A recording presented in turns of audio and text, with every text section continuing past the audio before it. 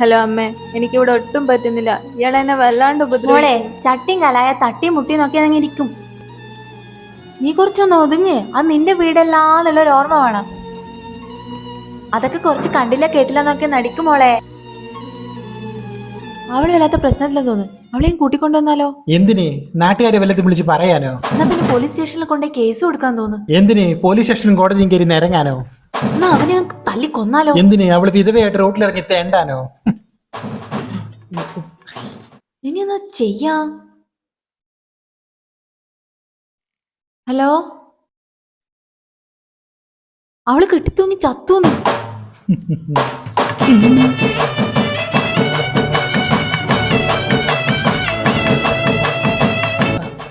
അയ്യോ അയ്യോ അയ്യോ എന്റെ മോളെ, അയ്യോ അയ്യോ അയ്യോ, ഒരു മൂക്കും എന്റെ മോളെ ഗതി വരുത്തല്ലേ. അയ്യോ അയ്യോ അയ്യോ അയ്യോ. ഏതായാലും അവള് കുടുംബത്തിന് മാനം കാത്തു.